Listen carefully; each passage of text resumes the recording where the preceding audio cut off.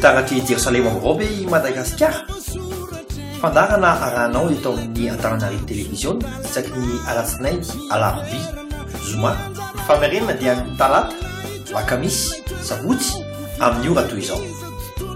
Tompona andraikitra sy mpanatotosa Ratrema Xavier Jean-Luc miarabantsika rehetra manaraka ny fandarana.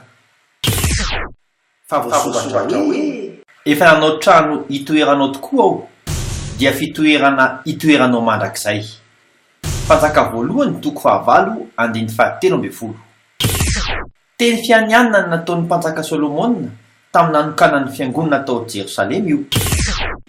Araka ny teny voasoratra dia fitoerana itoerana mandrakizay ny tempolo natsangana. Tsy voatana nefa izany fianianana izany fa rava ilay tempolo tao Jerosalema fahizay. Raha nanao fianianana kosa nefa ny mpanjaka Ranavalona faharoa tamin'ny fotoana nanokanan'ny fiangonana tao Manjakamiadana, izay ho vakiana amintsika ny ampahan'ny fehezanteny nataony tamin'ny fahavalo ny volana Aprily 2020 tamin'ny fanokanana ny tempolo tao Manjakamiadana, manao hoe koa noho izany dia tsy azon'ny olombelona ravana ity trano vato naoriko ho trano fivavahana ity, na iza mpanjaka amin'ity taniko ity mandrakizay. Fa raha mandrava ity trano fivavahana amin'Andriamanitra aoriko ity dia tsy manjaka amin'ny Madagasikara taniko. Mandraka ankehitriny dia voatana izany fianianana izany satria mbola mihitantsika mijoalajoala etsy Manjakamiadana ny tempoly.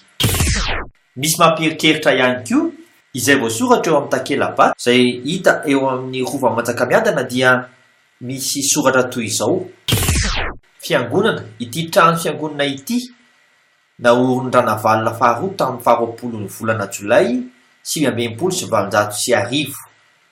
Mifanila indrindra amin'ny lapabesakana naoriny Andrianjaka ka natsangan'ilay teratany Anglisy Paul. Izy no an'ny mpanjaka faharoa teto ambony tany nanorina tempoly tao Andapa. Raha izy no an'ny mpanjaka faharoa teto ambony tany, ny voalohany nefa fantatsika fa tany Jerosalema. Tonga ho azy ve izany? Mety eto Madagasikara ve izany ilay taratry Jerosalema vaovao? Anjaranao ny mieritreritra. Mandrapiona tompoko.